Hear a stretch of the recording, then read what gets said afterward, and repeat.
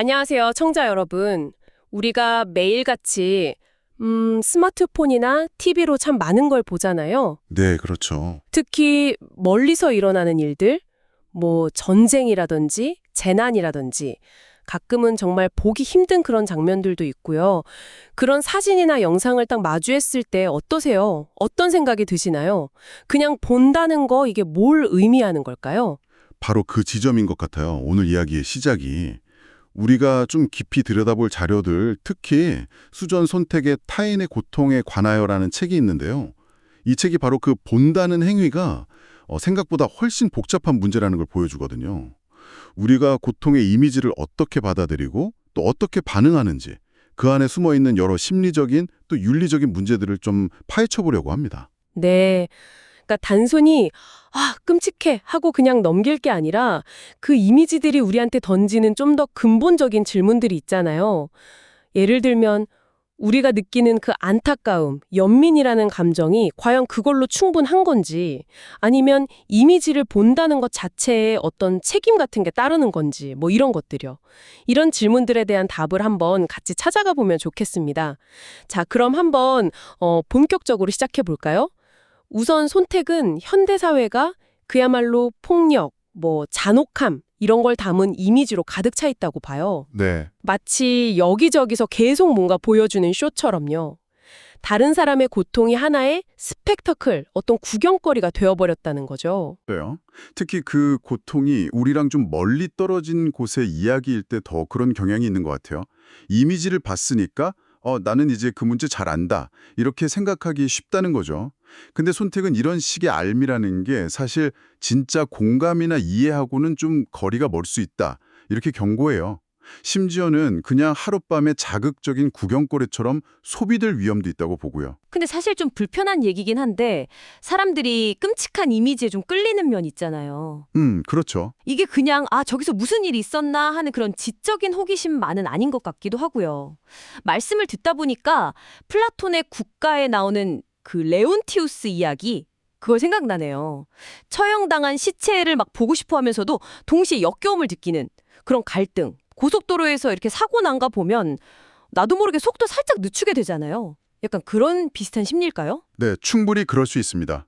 그리고 흥미로운 건 이런 끌림이 단순히 뭐 비정상적이거나 나쁜 거라고만 볼 게 아니라 어쩌면 인간 본성의 한 부분일 수도 있다는 주장도 있다는 거예요. 예를 들어서 18세기의 에드먼드 버크라는 철학자는 숭고하고 아름다운 것의 기원에 대한 철학적 탐구라는 책에서 타인의 고통을 볼 때 우리가 어떤 강렬한 감정, 심지어 숭고함에서 오는 일종의 쾌감까지 느낄 수 있다고 말했거든요. 숭고함에서 오는 쾌감이요. 좀 어렵네요. 네. 여기서 숭고함이라는 건 뭐랄까 압도적인 공포나 경외감 같은 걸 느낄 때 오는 좀 특별한 종류의 미적인 즐거움 그런 걸 말해요. 또 윌리엄 해즐릭 같은 사람도 불행이나 잔혹함에 대한 관심이 우리가 연민을 느끼는 것만큼이나 자연스러운 인간의 본성일 수 있다고 봤고요. 훨씬 극단적이긴 하지만 조르주 바타유라는 사상가의 경험도 이런 복잡성을 좀 보여주는 것 같아요. 이 사람이 1905년에 중국에서 어떤 죄수가 능지처참당하는 사진을 평생 간직하면서 봤다고 해요. 그 이미지가 자기한테는 황홀경이랑 고뇌를 동시에 주는 그런 이미지였다고 고백했죠. 와, 황홀경과 고뇌를 동시에. 네. 물론 이게 일반적인 반응은 아니겠죠. 하지만 이런 사례는 우리가 고통의 이미지를 얼마나 복잡하고 좀 모호하게 받아들일 수 있는지를 보여줘요. 단순히 이건 좋은 거, 저건 나쁜 거 이렇게 딱 나눌 수 없는 문제라는 거죠. 그렇군요. 참 사람 마음이 복잡하다 싶기도 하고. 그러면 혹시 이런 끔찍한 이미지가 뭐랄까 긍정적인 역할? 그런 걸 할 가능성은 없을까요? 예를 들면 전쟁의 참상을 딱 보여줘서 전쟁은 정말 하면 안 되는구나 이렇게 느끼게 해서 전쟁을 막는다든지요. 버지니아 울프가 삼기니라는 책에서 좀 그런 희망을 얘기했던 것 같아요. 스페인 내전 사진들 보여주면서 이렇게 끔찍한 걸 보면 누구라도 전쟁 싫어하고 멈춰야 한다고 생각하지 않겠냐. 뭐 이런 뉘앙스였죠. 이 사진들을 보십시오. 우리 모두 똑같이 반응하지 않겠습니까? 하고 묻기도 했고요. 네, 울프의 그런 희망은 충분히 이해가 가죠. 그런데 손택은 바로 그 지점, 그 가정에 대해서 아주 강하게 문제 제기를 합니다. 울프는 자신처럼 선의를 가진 사람들, 그러니까 좀 배우고 깨어있는 사람들 사이에서는 당연히 보편적인 반응, 즉 전쟁에 대한 혐오나 반대가 나올 거라고 믿었던 것 같아요. 하지만 현실은 전혀 그렇지 않다는 게 손택의 핵심적인 지적이에요. 왜냐하면 사진은 스스로 말하지 않는다는 겁니다. 사진이 스스로 말하지 않는다. 그건 무슨 뜻이죠? 그러니까 같은 사진이라도 그걸 보는 사람이 누구냐, 어떤 상황에 있느냐, 또 원래 어떤 생각을 가지고 있느냐에 따라서 완전히 다르게 해석될 수 있다는 거죠. 예를 하나 들어볼게요. 폭격으로 아이가 죽은 사진이 있다고 쳐요. 이걸 보는 이스라엘 사람한테는 이게 팔레스타인 테러의 희생자로 보일 수 있겠지만 팔레스타인 사람에게는 이스라엘 군의 공격 때문에 희생된 아이로 보일 거라는 거죠. 아, 네. 심지어 발칸 전쟁 때는 세르비아하고 크로아티아가 똑같은 아이 시신 사진을 가지고 서로 다른 설명을 붙여서 각자 자기들 선전 활동에 썼다는 거예요. 사진 설명만 바꿔서요. 세상에. 정말요? 네. 결국 사진의 의미라는 건 그 사진을 둘러싼 맥락, 그리고 그걸 보는 사람에 의해서 결정된다는 거죠. 아, 정말 그렇겠네요. 같은 걸 보고도 완전히 다른 이야기를 할 수 있다는 거군요.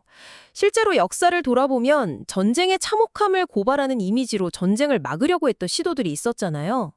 1차 세계대전 끝나고 에린스트 프리드리시라는 사람이 전쟁에 반대하는 전쟁이라는 사진집 같은 거요. 그거 정말 끔찍한 부상병 사진도 모아놓은 거라던데 충격이 엄청 컸다고 들었어요. 네, 맞습니다. 프리드리히의 책도 그렇고 아벨강스라는 감독이 만든 나는 고발한다 같은 영화도 그렇고 전쟁이 얼마나 끔찍한지를 보여줘서 반전 여론을 만들려는 시도들이 분명히 있었어요. 하지만 안타깝게도 아시다시피 그런 노력에도 불구하고 전쟁은 계속 반복되었죠. 이건 결국 이미지가 가진 설득력에는 분명히 한계가 있다는 걸 보여주는 거예요. 특히 자신들이 하는 전쟁이 정당하다, 어쩔 수 없다 이렇게 믿는 사람들한테는요. 전쟁의 결과가 아무리 끔찍하게 보여도 그게 전쟁 자체를 포기해야 할 이유가 되지는 못할 수 있다는 거죠. 오히려 그 이미지가 좀 다른 방식으로, 안 좋은 방식으로 이용될 수도 있다는 건가요? 바로 그겁니다. 어떤 특정한 방식의 잔인함만 문제 삼는다든지 아니면 심지어 적에 대한 증오심이나 복수심을 더 부추기는 데 쓰일 수도 있어요. 예를 들어서 알자지라 방송 같은 경우 팔레스타인 민간인들의 고통을 집중적으로 보여주잖아요. 이게 이스라엘에 대한 분노를 일으키는 데 기여할 수 있다는 거죠. 또 반대로 타일러 힉스라는 사진 기자가 찍은 탈레반 병사가 살해당하는 사진 같은 경우는 어떤 사람들한테는 연민을 일으킬 수 있지만 또 다른 사람들한테는 정의가 실현됐다.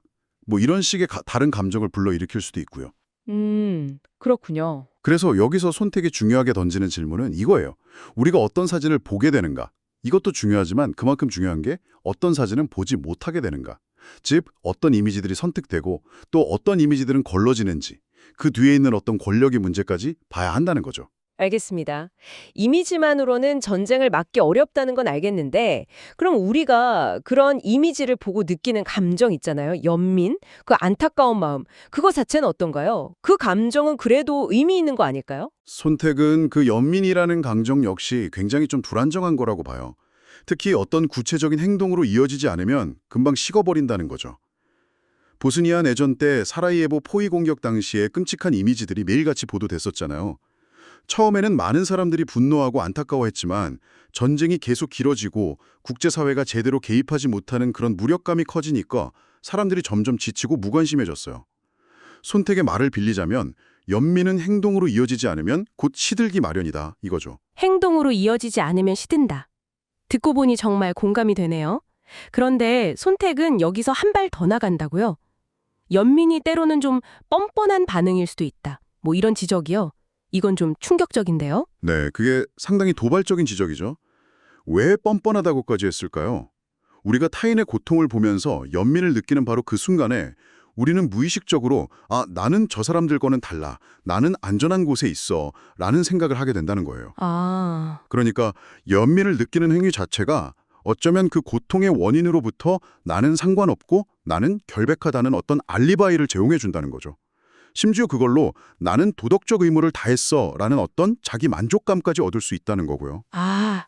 그러니까 연민이라는 감정이 오히려 우리 자신을 그 고통받는 사람들과 분리시키고 우리의 어떤 안전함을 다시 확인하는 그런 수단이 될 수도 있다는 말씀이시군요. 바로 그 점입니다.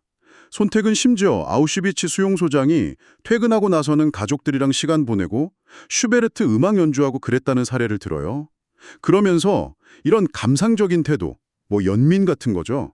이런 게 끔찍한 행위와 얼마든지 같이 갈 수 있다는 걸 보여줘요. 연민을 느낀다는 사실 자체가 그 사람의 도덕성을 보장해주지는 않는다는 겁니다.